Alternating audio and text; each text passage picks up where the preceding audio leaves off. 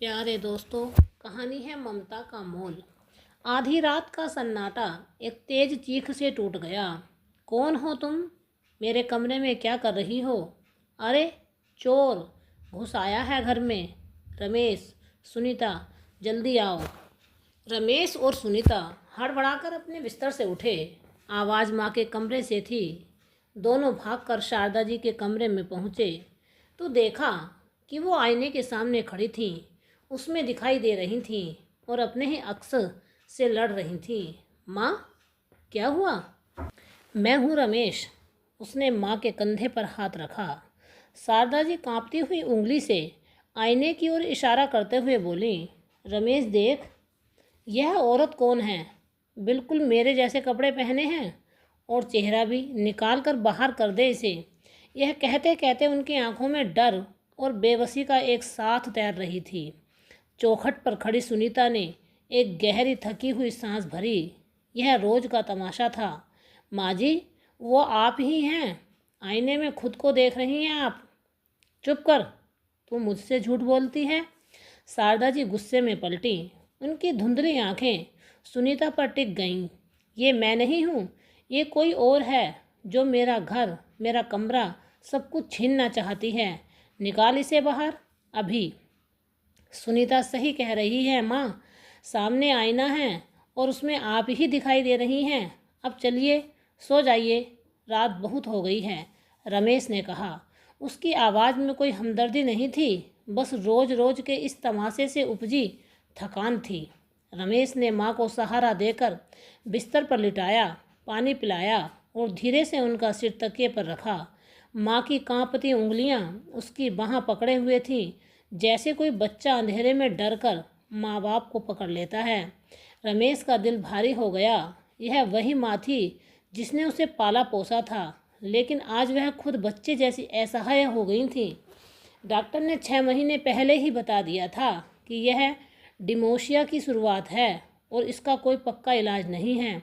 उस समय तो रमेश और सुनीता दोनों को चिंता होती थी, लेकिन धीरे धीरे यह चिंता एक गहरी झुंझलाहट में बदल गई थी।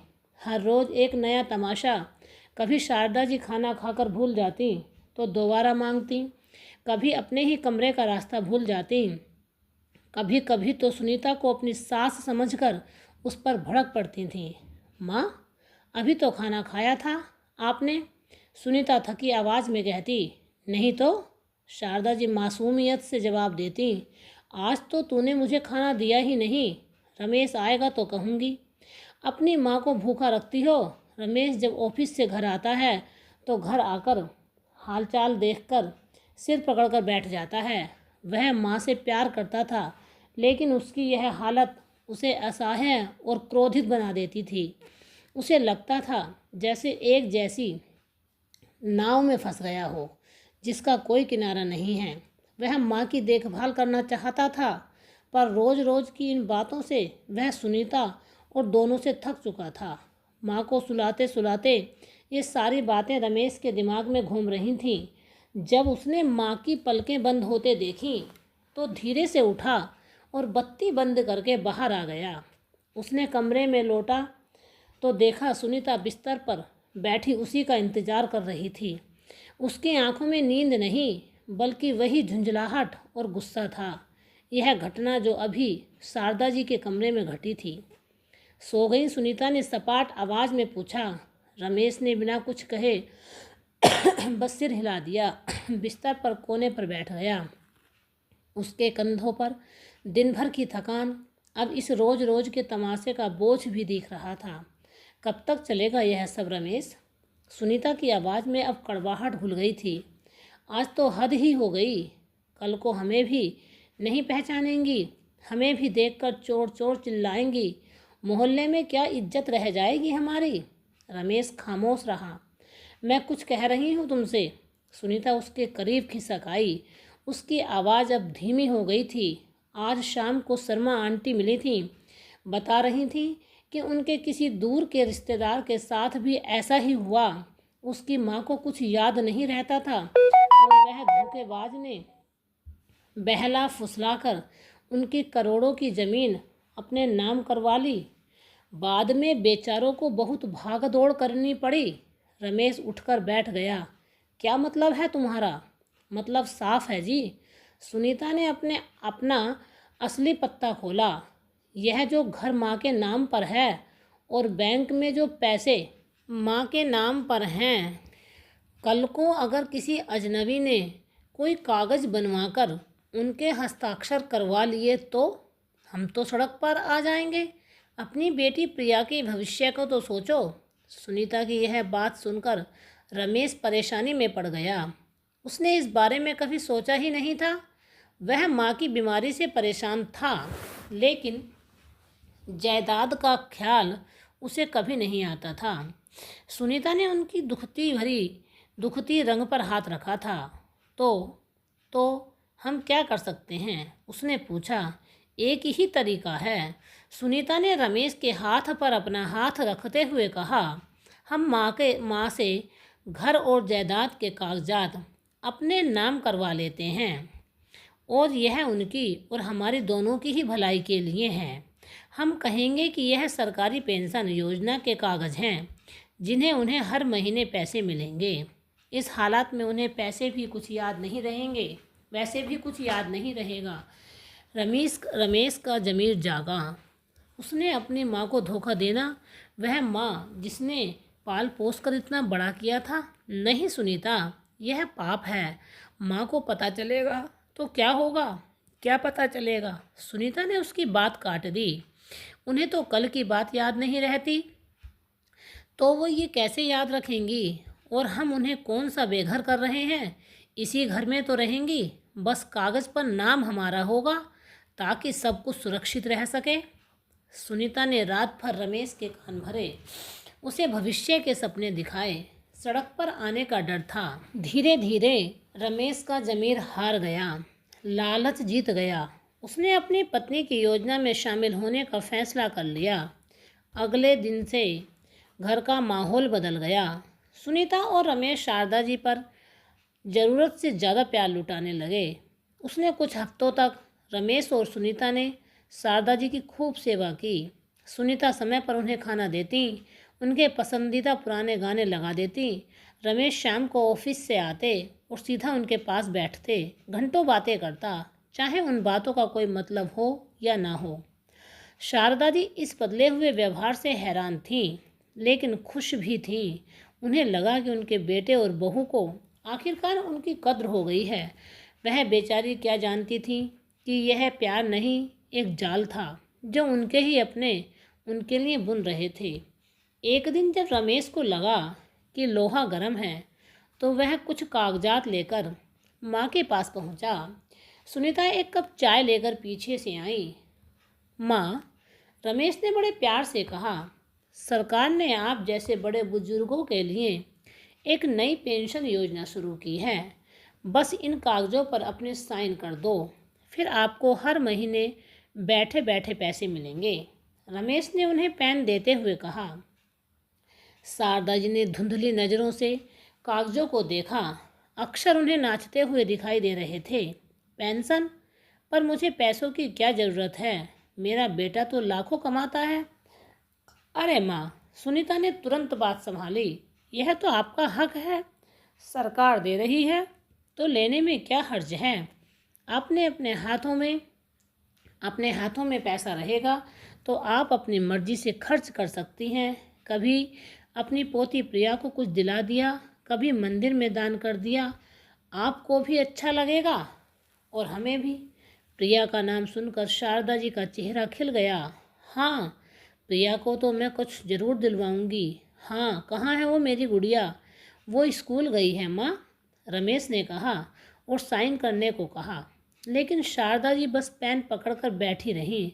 शायद उन्हें अपने सिग्नेचर भी याद नहीं थे।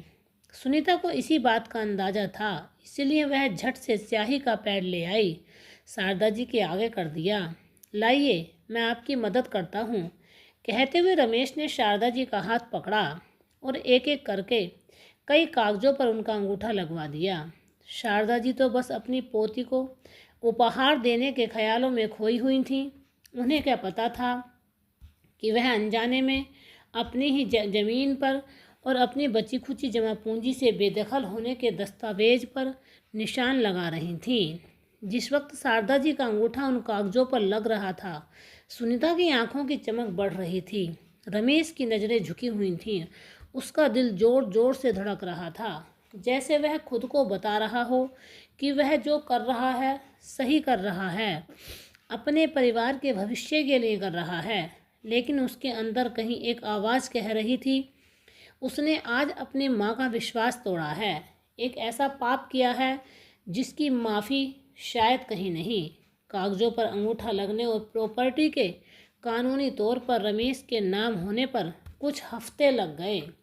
जैसे ही रजिस्ट्री का काम पूरा हुआ, घर का माहौल एक बार फिर बदल गया, लेकिन इस बार बद से बदतर हो गया। रमेश और सुनीता का प्यार का नकाब उतर चुका था। उनकी असली चेहरे सामने आ गए थे। अब सुनीता शारदा जी को समय पर खाना नहीं देती। अगर वह मांगती तो जवाब मिलता, अभी तो खाया था, भूल गई हो क्या? आपकी इस भूलने की बीमारी ने हमें तो पागल कर दिया है। रमेश भी अब माँ के कमरे में नहीं जाता। अगर शारदा जी कभी हाल में आ जाती तो वह मुंह फेर लेता या अखबार में मुंह छिपा लेता। शारदा जी को यह बदलाव महसूस तो होता था, लेकिन वह समझ नहीं पाती थी ऐसा क्यों हो रहा है। वह अपनी धुंधली यादों में टटोलती, क्या उनसे कोई गलती हो गई है? यह अक्सर रोती रहती, लेकिन उनके आंसू पोंछने वाला अब कोई नहीं था। उनकी पोती प्रिया ही थी, जो कभी कभी छिपकर अपनी दादी के पास आती, उनसे प्यार भरी बातें करती थी। एक रात खाने में मेज पर सुनीता ने फिर से वही मुद्दा छेड़ा, रमेश अब और नहीं सहा जाता, माँ को किसी अच्छे से ओल्ड एज होम में भर्ती करा देते हैं। रमेश स्तब्ध रह गया। क्या बकवास कर रही हो सुनीता? वो मेरी माँ है और मैं तुम्हारी पत्नी हूँ। सुनीता चीख पड़ी। याद है यह भूल गए? पूरे घर में बस अपनी माँ की ही चिंता है तुम्हें। मैं क्या करूँ, नौकरानी हूँ? उस रात से घर में रोज़ झगड़े होने लगे। सुनीता रोज़ रमेश को ताने मारती, तुम्हारी माँ की वजह से प्रिया के दोस्तों ने भी घर आना बंद कर दिया है, अब लोग हंसते हैं हम पर। रमेश उनकी बातों को सुनकर चुप रह जाता।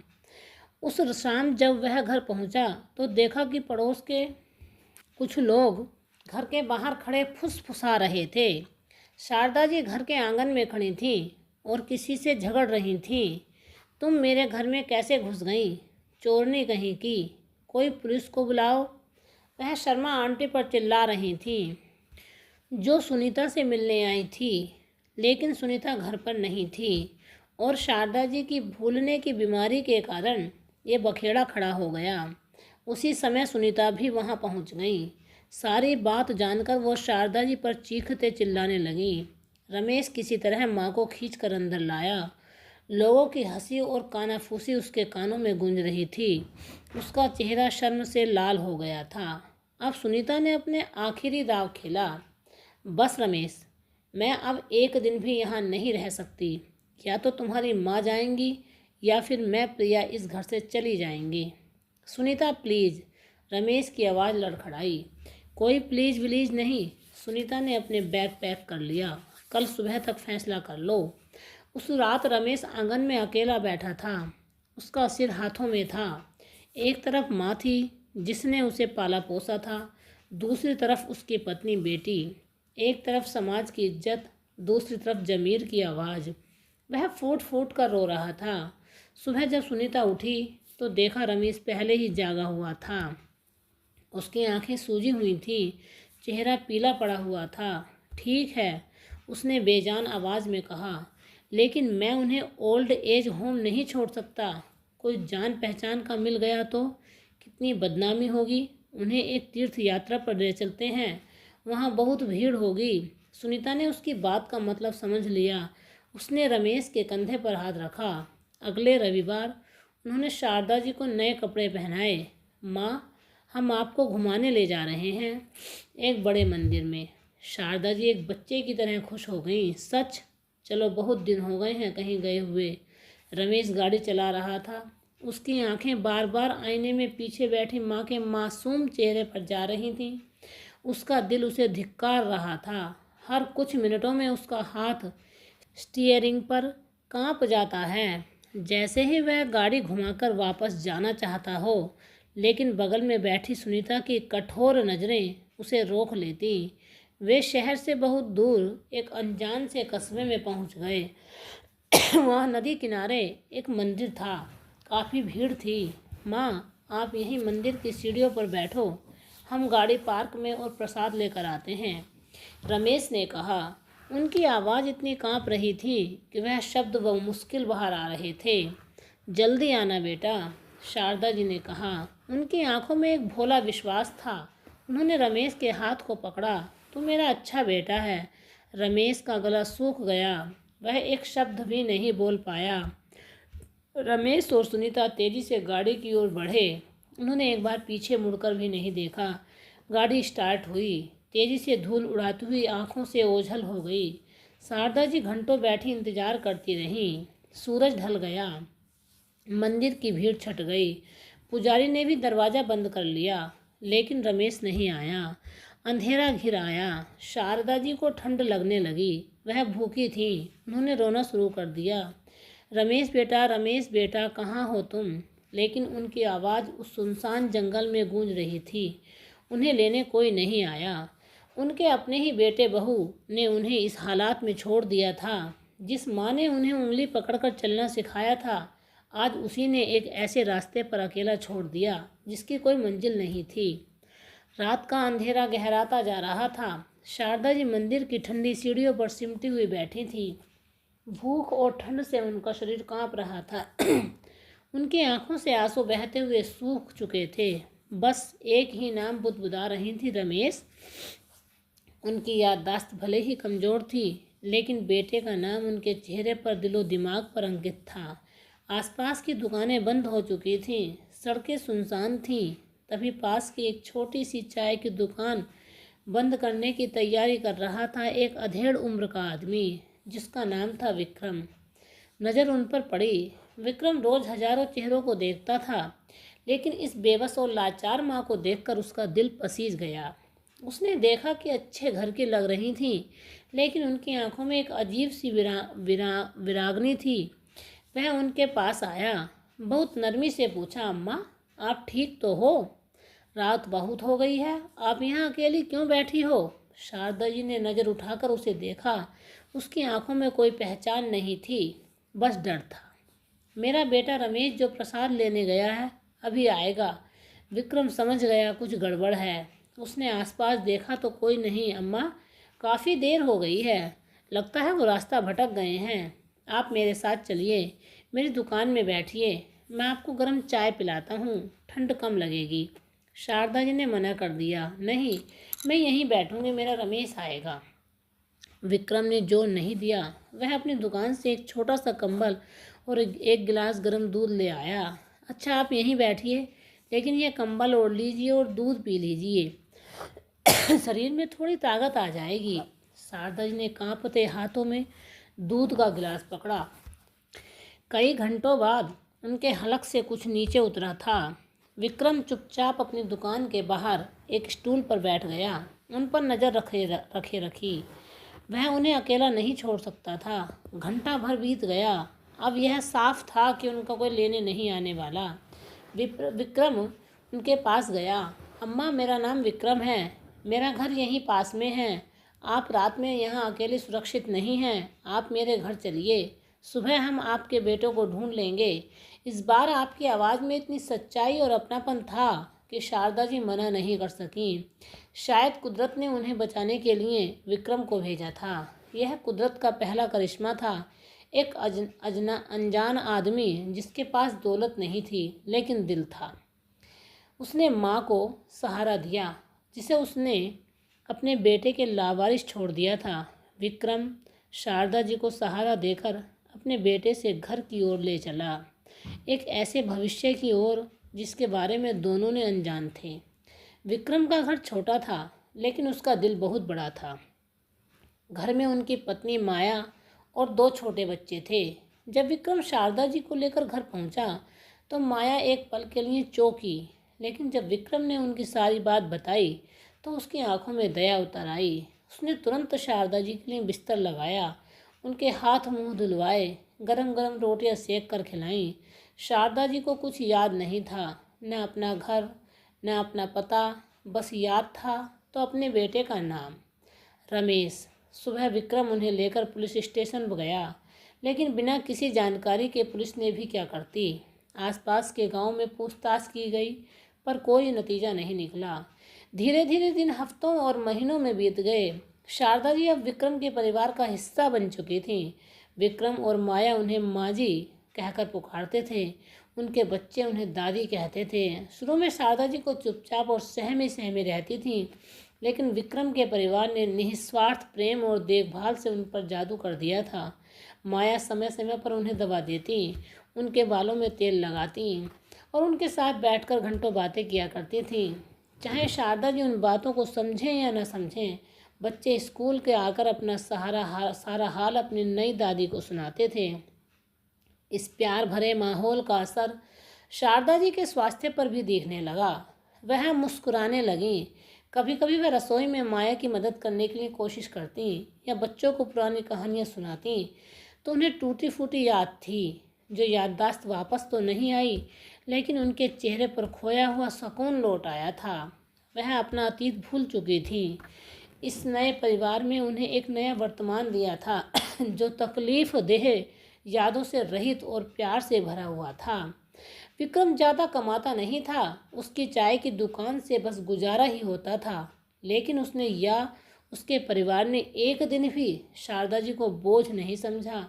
वे ईश्वर का भेजा हुआ एक फरिश्ता मानते थे, एक ऐसी माँ जिसकी सेवा करने का अवसर पाकर वे खुद को धन्य समझते थे। शारदा जी एक परिवार को खोया था, लेकिन कुदरत ने उन्हें एक परिवार दे दिया था जो खून के रिश्ते से भी नहीं बल्कि इंसानियत के रिश्ते से बंधा था। दूसरी तरफ रमेश और सुनीता का जीवन वैसा नहीं था जैसा उन्होंने सोचा था। माँ को छोड़ने के बाद वे घर पहुँचे तो घर उन्हें काटने को दौड़ रहा था। हर कोने से माँ की आवाज़ आ रही थी। सुनीता ने खुद को यह कहकर समझाने की कोशिश की कि उसने जो किया अपने परिवार के भविष्य के लिए किया, लेकिन रमेश इतना मजबूत नहीं बन पा रहा था। पहली रात वह सो न पाया। जब भी आंखें बंद करता, उसे मंदिर की सीढ़ियों पर बैठी माँ बेबस और भरोसे वाली आंखें दिखाई देती। माँ, मुझे माफ़ कर दो, वह नींद में बड़बड़ाया। सुनीता ने उसे झंझोड़ कर उठाया। क्या है, क्यों चिल्ला रहे हो? रमेश पसीने में तर-बतर था। सुनीता, हमने बहुत बड़ा पाप किया है। माँ ने न जाने किस हाल में होंगी। चुप सो जाओ, सुनीता ने गुस्से से कहा। कुछ नहीं होगा, उन्हें किसी आश्रम वाले ने देख लिया होगा और ले गए होंगे वे अपने साथ। अब अपनी बेटी के भविष्य के बारे में सोचो। लेकिन रमेश कैसे सोचता? उसका ज़मीर उसे कचोट रहा था। अगले कुछ दिन एक दिखावटी शांति में बीते। उन्होंने घर का कुछ सामान बदला, कुछ पार्टियां की, दोस्तों को घर बुलाया, यह दिखाने की कोशिश की कि वे बहुत खुश हैं, लेकिन उनकी खुशी खोखली थी। असली तूफान तब आया जब उनकी 7 साल की बेटी प्रिया ने पूछना शुरू किया, पापा दादी कहाँ गई हैं? रमेश के पास कोई जवाब नहीं था। बेटा, दादी एक बहुत लंबी तीर्थ यात्रा पर गई हैं, भगवान के पास। तो वो वापस कब आएंगी? प्रिया ने मासूमियत से पूछा। जल्दी ही आएंगी बेटा। झूठ कहते वक्त रमेश की आवाज़ कांप गई। प्रिया रोज़ अपनी दादी को याद करती। वह दादी के कमरे में जाकर उनके बिस्तर पर लेट जाती, उनकी साड़ी को गले से लगा लेती, जिससे अभी भी दादी की हल्की सी महक आती थी। वह अपनी गुड़िया से कहती, मेरी दादी बहुत अच्छी हैं, वो मेरे लिए खीर बनाती थी, पापा उन्हें वापस ले आएंगे। प्रिया के ये मासूम सवाल रमेश और सुनीता के सीने में तीर की तरह चुभते। सुनीता प्रिया को डांट देती, कितनी बार कहा दादी दादी मत किया करो, वो नहीं आएंगी। लेकिन रमेश अपनी बेटी के सवालों पर भाग नहीं सकता था। उसे प्रिया की आंखों में अपनी माँ जैसा ही भोलापन और विश्वास दिखता था, जिसे उसने तोड़ा था। धीरे धीरे रमेश के अंदर पश्चाताप की एक आग जलने लगी। उसे दिन रात जला रही थी। उसकी दौलत, उसका घर, सब कुछ उसे राख लगने लगा। रमेश और सुनीता ने जिस सुख और शांति के लिए अपनी माँ को घर से निकाला था, वह सुख उनके कोसों दूर था। बड़ा घर, बैंक में पैसा, सब कुछ था, लेकिन घर में सुकून नहीं था। घर की दीवारें उन्हें घूटते हुए महसूस होती। शारदा जी गैर मौजूदगी में उनकी मौजूदगी से ज़्यादा भारी साबित हो रही थी। रमेश अब देर रात तक लौटने लगा। वह ऑफिस के बाद दोस्तों के साथ शराब पीने लगा ताकि घर जाकर उसे माँ का ख्याल ना सताए। लेकिन नशा उतरते ही अपराध बोध उसे और भी ज़्यादा जकड़ लेता था। सुनीता ने दुख को शॉपिंग और किटी पार्टियों में व्यस्त रखने की कोशिश की, लेकिन जब वह नई साड़ियाँ पहने गहने आईने में सामने खड़ी होती तो उसे अपनी सास का चेहरा याद आ जाता, जो हमेशा कम में भी खुश रहती थी। दोनों के बीच अब छोटी छोटी बातों पर झगड़े होने लगे थे। सब तुम्हारी वजह से हुआ है, रमेश एक रात नशे में चिल्लाया। तुम्ही ने मेरे कान भरे थे। मैंने अपनी माँ को सड़क पर ला दिया, तो क्या मैं अकेली जिम्मेदार हूँ? सुनीता भी चीखी। अंगूठा आपने लगवाया था, गाड़ी में उन्हें आपने बिठाया था। मैंने तो बस प्रिया के भविष्य की बात की थी। अगर तुम इतने ही श्रवण कुमार थे तो मना कर देते। उनके झगड़े अब रोज की बात हो गए थे। प्रिया सहमी हुई अपने कमरे में दुबकी रहती। जिस घर में कभी उसकी दादी की हंसी गूंजती थी, वहाँ अब सिर्फ चीखें और सन्नाटा था। रमेश को अपने कारोबार में भी नुकसान होने लगा। उसके कुछ बड़े सौदे हाथ से निकल गए। उसे लगने लगा कि यह माँ की ही बद्दुआओं का असर है, यह कुदरत का इंसाफ है। एक दिन वह शारदा जी की संदूक को खोलकर बैठा। उसमें उनके कुछ पुराने खत, शादी का जोड़ा, रमेश के बचपन के कुछ खिलौने रखे थे। एक छोटी सी डायरी भी थी जिसमें शारदा जी ने रमेश के जन्म से लेकर उसकी पढ़ाई तक की छोटी छोटी बातें लिखी थी। आज मुन्ना पहली बार बोला, माँ आज मुन्ना ने पहला कदम रखा, आज मुन्ना को स्कूल में पहला इनाम मिला। मेरा सीना गर्व में चौड़ा हो गया। रमेश उन पन्नों को पढ़ता गया और उसकी आंखों में आंसू बहते गए। यह दौलत, यह घर, यह सब कुछ कितना खोखला है, बेईमानी लग रहा है। उसने अपनी ज़िंदगी की सबसे कीमती चीज़, अपनी माँ का प्यार और आशीर्वाद, चंद कागज़ों के टुकड़ों पर बेच दिया।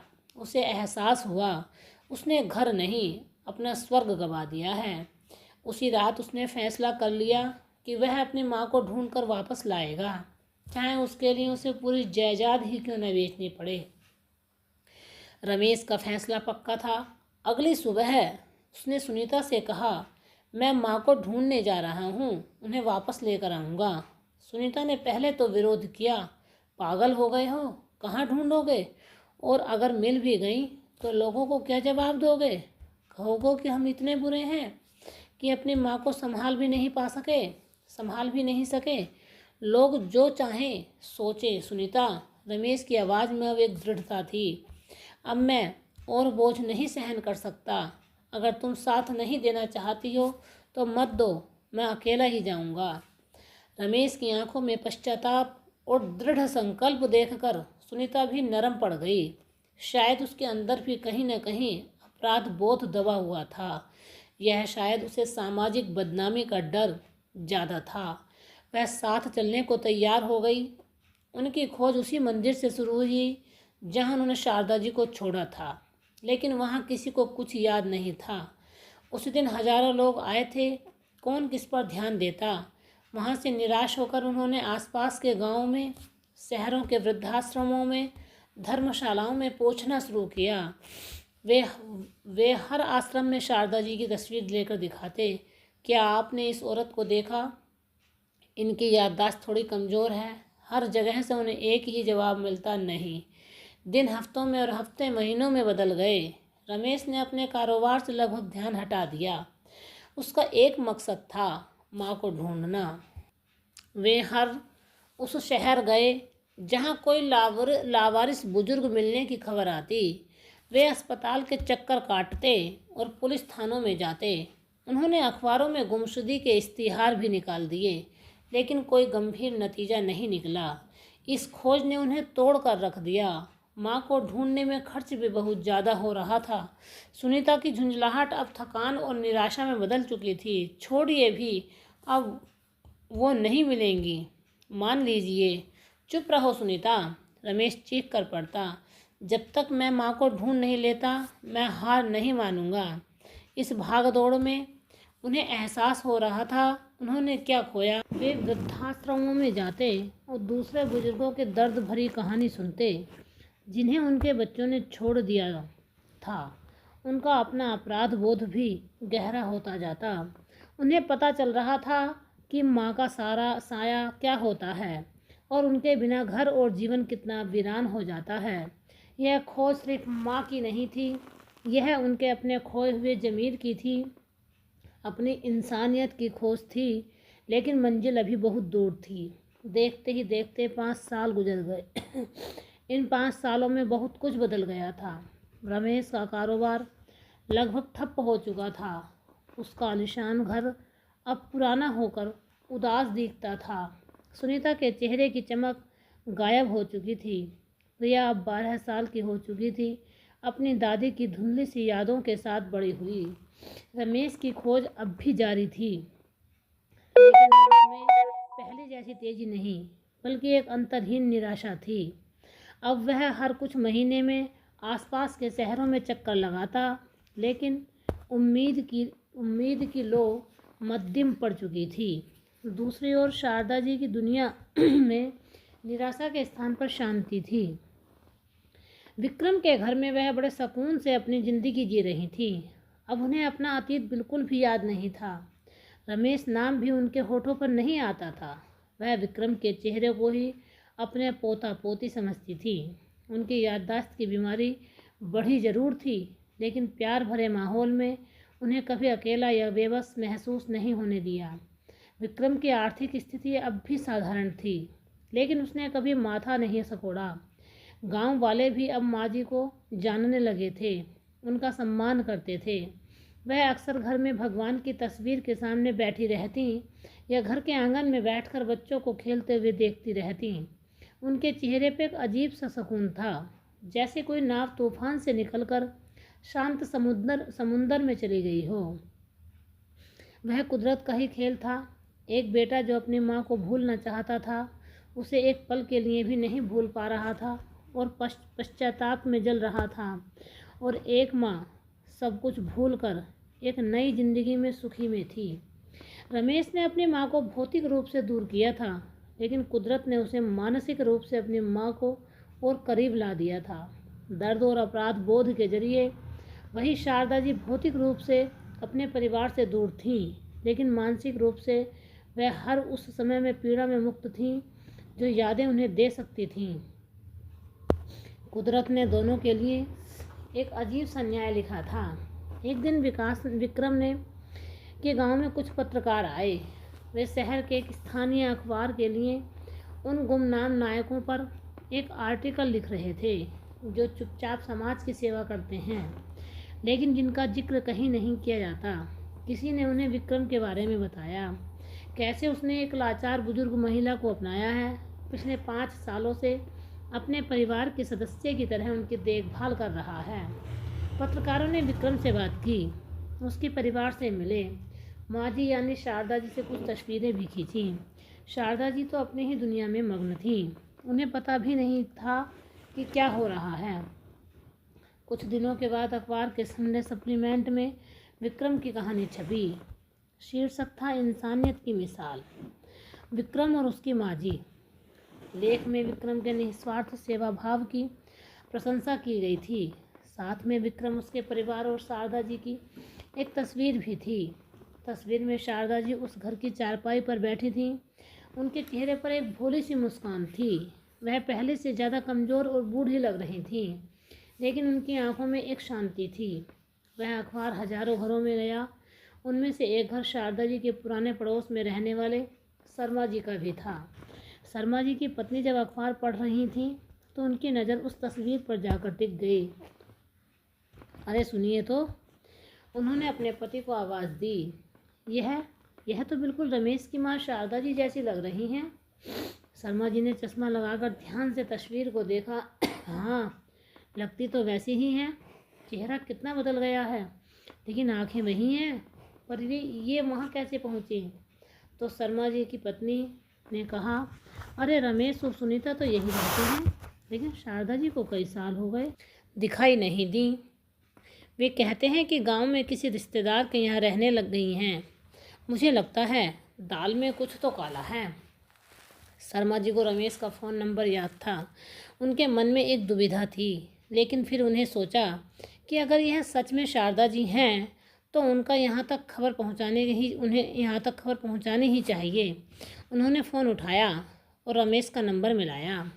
यह एक फ़ोन कॉल रमेश की सालों की तलाश को एक नई दिशा देने वाला था। शर्मा जी का फ़ोन जब बजा तो रमेश ने अपने सूने घर में बैठा अपनी नाकामयाबियों के बारे में सोच रहा था। उसने अनमने ढंग से फ़ोन उठाया। हेलो हेलो रमेश बेटा, मैं शर्मा जी बोल रहा हूँ, तुम्हारे पड़ोस से। रमेश चौंक गया। जी अंकल नमस्ते, कैसे हैं आप? मैं ठीक हूँ बेटा। सुनो, मैंने आज अखबार में एक तस्वीर देखी है। एक लेख छपा है किसी विक्रम नाम के आदमी पर, जो एक बुजुर्ग महिला की सेवा करता है।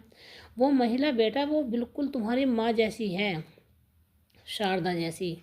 रमेश के हाथों से फ़ोन छूटते छूटते बचा। उसके दिल की धड़कनें हजारों गुना तेज हो गईं। क्या क्या क्या कह रहे हैं अंकल? कौन सा अखबार? कहाँ? शर्मा जी ने उसे अखबार का नाम और लेख का विवरण बताया। रमेश ने कांपते हाथों से फ़ोन रखा और पागलों की तरह भाग गया। उसके पास की दुकान से वह अखबार खरीदा। कांपते हाथों से पन्ने पलटे, उस लेख पर पहुंचा। वहाँ एक धुंधली सी तस्वीर में उसकी माँ थी। वह बूढ़ी हो गई थी, कमज़ोर लग रही थी, लेकिन वह आंखें, चेहरा उनकी माँ का ही था। रमेश वहीं सड़क के किनारे घुटनों के बल बैठ गया। उसकी आंखों में आंसू बहने लगे। 5 साल पूरे होने के बाद उसने अपनी माँ की एक झलक देखी थी। वह जिंदा थी, यह ख्याल ही उसके लिए किसी चमत्कार से कम नहीं था। वह भागता हुआ घर पहुंचा। सुनीता सुनीता देखो, माँ मिल गई हैं। उसने सुनीता को अखबार दिखाया। सुनीता ने तस्वीर देखी तो वह भी सन्न रह गई। शारदा जी जीवित थी। एक पल को उसके मन में डर आया, अगर वह वापस आ गई तो। लेकिन फिर रमेश के चेहरे पर सालों बाद आई उम्मीद की चमक और अपनी बेटी प्रिया का चेहरा देखकर उनका दिल भी पसीज गया। कहाँ है यह? सुनीता ने पूछा। लेख में गांव का नाम लिखा है, पास में ही है, हम अभी निकलेंगे। रमेश की आवाज़ में एक नई ऊर्जा थी। सालों की निराशा के बाद आज उसे उम्मीद थी कि एक किरण दिखाई दी थी। उसने तुरंत अपनी कार चाबी उठाई और कार निकाली, प्रिया को तैयार किया और बिना एक पल गवाए उस गांव की ओर निकल पड़ा, जहां उसकी खोई हुई जन्नत उसका इंतजार कर रही थी। गाड़ी जब उस छोटे से गांव की धूल भरी सड़कों पर पहुंची तो रमेश का दिल जोर से धड़कने लगा।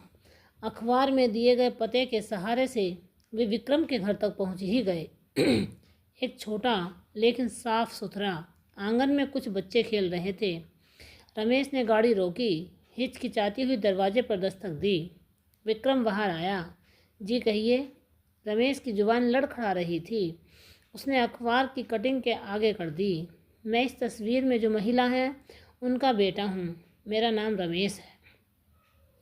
विक्रम के चेहरे के भाव बदल गए। उसने रमेश को ऊपर से नीचे तक देखा। 5 साल से वह उस दिन का इंतजार भी कर रहा था, इस दिन से डर भी रहा था।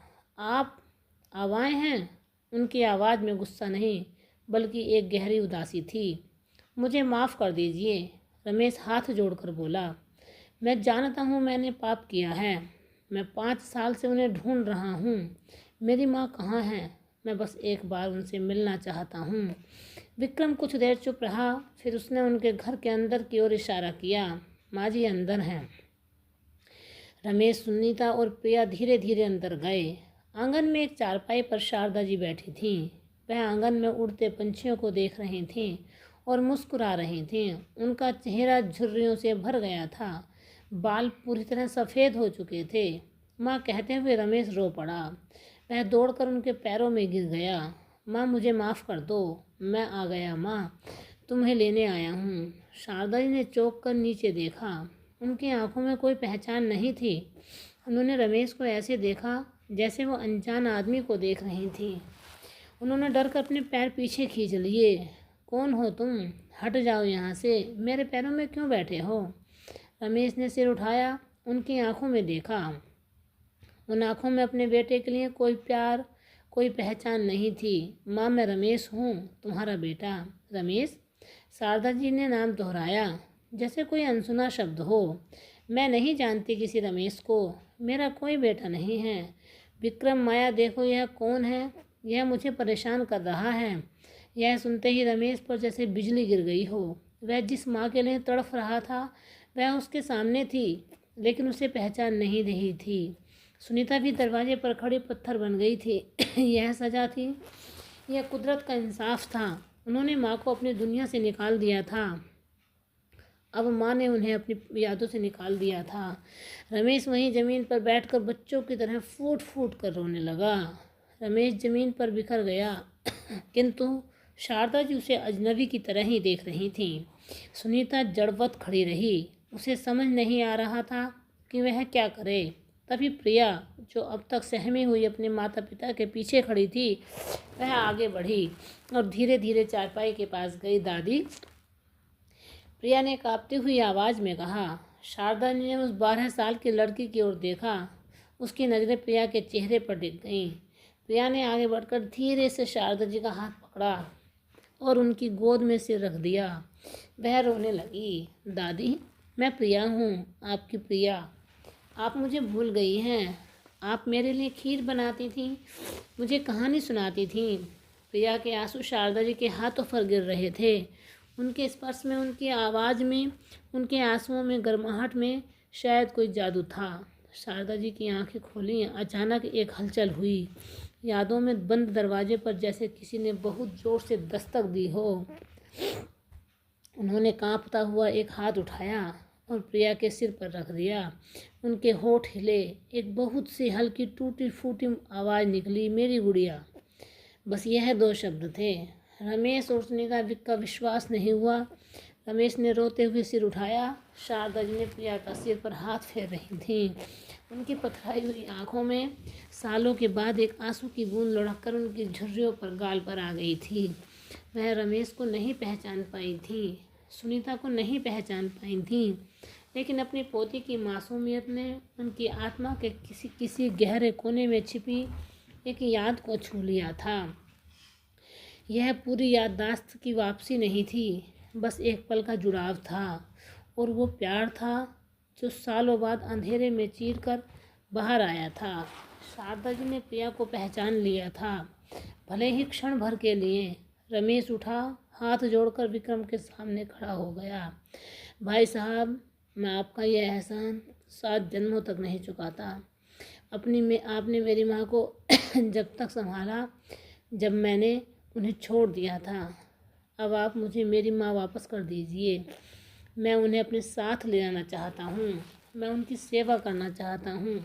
सुनीता भी आगे आई और रोते हुए बोली, हाँ भाई साहब, हमसे गलती हो गई, हम पापी हैं, लेकिन हमें सुधरने का एक मौका दे दीजिए। हम अपनी माँ को वापस ले जाना चाहते हैं। विक्रम चुपचाप खड़ा हुआ सब देख रहा था। उसकी आंखों में नम थी। उसने शारदा जी की तरफ देखा, जो अब भी प्रिया का हाथ थामे हुए थीं। हालांकि उनकी आंखों में अब फिर से वही खालीपन लौट आया था। विक्रम ने एक गहरी सांस ली। देखो भाई, उसने रमेश से कहा, यह सब सिर्फ तुम्हारी माँ ही नहीं है, यह मेरी भी माँ है। इन 5 सालों में हमने इन्हें माँ का ही दर्जा दिया है। मैं इन्हें अपने स्वार्थ के लिए अपने साथ नहीं लाया हूँ, ना ही इन्हें जाने से रोकूंगा, लेकिन फैसला मैं नहीं, माँ जी ही करेंगी। यह कहना आसान था, लेकिन करना मुश्किल। रमेश और सुनीता ने प्रिया को आगे किया। प्रिया ने अपने दादी का हाथ पकड़ा और कहा, दादी घर चलिए ना, मैं आपके साथ रहूँगी, हम रोज़ बातें करेंगे। प्रिया की बात सुनकर शारदा जी उसके सिर पर हाथ फेरने लगी। रमेश और सुनीता की याचना भरी आंखें अब सिर्फ उम्मीद और डर का मिला जुला भाव था। माँ, हमारे साथ घर चलिए। अपने घर? रमेश ने पूछा। उसकी आवाज़ में एक बच्चे जैसी बेबसी थी। शारदा जी ने एक बार रमेश को देखा, फिर सुनीता को, फिर उसकी आंखों में खालीपन और गहरा गहरा हो गया। वह डर कर चारपाई पर सिमट गई। कसकर विक्रम की पत्नी माया का हाथ पकड़ लिया, जैसे वही उनकी अकेली ढाल हो। तुम लोग कौन हो? क्यों मेरे में पीछे पड़े हो? शारदा जी की आवाज़ में अब हल्का सा गुस्सा था। जाओ यहाँ से। विक्रम, बेटा, इनको बोलो वो यहाँ से चले जाएं। बेटा, यह शब्द रमेश के सीने में एक खंजर की तरह चुभा। उसकी माँ उसकी आंखों को देखकर किसी और को अपना बेटा कह रही थी। यह सजा थी, उसके पाप की सबसे क्रूर और सबसे निर्मम सजा। रमेश ने एक आखिरी बार कोशिश की। वह उनके कदमों में उठकर उनके सामने घुटनों पर बैठ गया। माँ, मैं हूँ आपका रमेश, जिसे आप मुन्ना कहकर बुलाती थी। भूल गई हो माँ, जिसके जरा सी चोट लगने पर आपकी जान निकल जाती थी। कहते हुए विक्रम ने अपना मोबाइल निकाला। उसमें शारदा जी के साथ खींची गई तस्वीरें थीं। यह देखो माँ, इन तस्वीरों को देखो, मैं हूँ आपका बेटा। शारदा जी कुछ देर उसके चेहरे को घूरती रहीं और एक पल के लिए रमेश को लगा कि शायद कोई भूली हुई याद लौट आए, लेकिन अगले ही पल शारदा जी ने अपना मुंह फेर लिया और विक्रम को देखकर बोली, विक्रम, मेरी चाय का वक्त हो गया है और इस लड़की प्रिया के लिए दूध ले आ। थक गई होगी बेचारी। बस उनकी इस बात ने रमेश और सुनीता की बची खुची सारी उम्मीद तोड़ कर रख दी। शारदा जी की दुनिया में अब वे दोनों मौजूद नहीं थे। वह एक ऐसे घर, ऐसी जिंदगी में चली गई थी जहां रमेश और सुनीता की कोई याद ही उनकी बाकी बची नहीं थी। उनके परिवार अब विक्रम, माया और उसके 2 बच्चे थे। उसके लिए उनकी पोती सिर्फ एक प्यारी सी लड़की थी जिसे वे लाड करना चाहती थी। सुनीता अब और बर्दाश्त नहीं कर सकी। वह वहीं दरवाजे की चौखट पर बैठकर सिसक सिसक कर रोने लगी। उसका सारा घमंड, सारा लालच आज आंसुओं में बह रहा था। रमेश पाषाण वत अपनी माँ को देखता रहा। वह समझ गया था कि कुदरत ने इंसाफ कर दिया है। उसने अपनी माँ को घर से निकाला था और माँ ने उसे अपने दिल से निकाल दिया है। विक्रम ने आगे बढ़कर रमेश के कंधे पर हाथ रखा। भाई साहब, जिद मत कीजिए। आप देख रहे हैं, उनकी दुनिया अब यही है। आप इन्हें ज़बरदस्ती ले जाकर भी क्या करेंगे? रमेश ने रोते हुए विक्रम को देखा। तो वह मैं क्या करूं? अपनी माँ को दोबारा खो दूं? मैं उन्हें देखे बिना कैसे जिंदा रहूँगा? उसकी बात सुनकर माया बोली, बुरा मत मानिए भाई साहब, लेकिन यह बात आप लोगों को 5 साल पहले सोचनी चाहिए थी, जब वो आपको पहचानती थी, जब उन्हें सच में आपकी ज़रूरत थी। इस बात को रमेश और सुनीता के पास कोई जवाब नहीं था। रमेश ने एक आखिरी कोशिश की। उसने विक्रम के पैरों में गिरकर गुहार लगाई, भाई साहब, मुझे मेरी माँ वापस दे दो। मैं तुम्हें जितने पैसे चाहिए उतने दूंगा, बस मुझे मेरी माँ चाहिए। विक्रम ने रमेश को उठाया। भाई साहब, हम गरीब हैं, लेकिन भिखारी नहीं। माँ जी को हमने प्यार से रखा है, किसी लालच से नहीं। अब उन्हें जाने के लिए हम मजबूर नहीं करेंगे। वो वहाँ खुश हैं, वहीं रहने दीजिए उन्हें। रमेश टूट चुका था। उसने अपनी माँ की तरफ एक आखिरी बार देखा। शारदा जी शांत बैठी थी, विक्रम के बच्चों के साथ। उनके चेहरों पर सुकून था, वो सुकून जो रमेश के घर में कभी नहीं मिला था। एक गुजारिश है, रमेश ने हाथ जोड़े, मुझे हर हफ्ते अपनी बेटी प्रिया के यहाँ लाने की इजाज़त दे दो। माँ ने उसे पहचानती हैं, शायद उन्हें उनके ज़रिए मुझे भी मेरी माँ का आशीर्वाद एक हिस्सा मिल जाए। विक्रम ने शारदा जी की तरफ देखा, फिर सिर हिलाया। हाँ, क्यों नहीं, आप जब मर्जी करें अपनी बेटी को लेकर यहाँ आ सकते हैं। फिर एक नया सिलसिला शुरू हुआ। हर हफ्ते रविवार को रमेश, सुनीता और प्रिया को उस गांव जाते। गाड़ी दरवाजे से कुछ दूर रोक दी जाती थी। प्रिया दौड़कर अंदर जाती, अपनी दादी से लिपट जाती। शारदा जी कभी उसे पहचान जाती, कभी कहानी सुनाने लगती, कभी बस एक प्यारी सी समझकर मुस्कुरा देती। रमेश और सुनीता वे दोनों दरवाजे के बाहर या पेड़ की ओट में खड़े होकर दूर से ये नज़ारा देखते रहते थे। वे देखते कि कैसे उनकी माँ एक पराये आंगन में बैठकर मुस्कुरा रही थीं, कैसे वे किसी और के हाथ से खाना बना खा रही थीं, कैसे वह किसी और के बेटे को कहकर पुकार रही थीं। हर बार यह दृश्य उनके दिल को चीर देता था। हर बार उनकी आंखों में पश्चाताप के आंसू से बह जाते थे। उन्होंने अपनी माँ को तीर्थ यात्रा पर छोड़ा था। अब उनकी अपनी जिंदगी प्रायश्चित की एक अंतरहीन तीर्थ यात्रा बन गई थी, जहाँ वह हर हफ्ते अपनी माँ के दरवाजे पर जाते थे, लेकिन उस घर के अंदर कदम रखने का हक खो चुके थे। वे बस दूर से उस ममता की मूरत को देखकर लौट आते थे, इस उम्मीद में शायद किसी दिन उनकी सज़ा पूरी होगी। इसलिए दोस्तों, बुजुर्गों को कभी आप इतना अपमानित ना करें जो आपको अपने अंत में इतना दुख भोगना पड़े जितना कि रमेश शर्मा जी को भोगना पड़ा।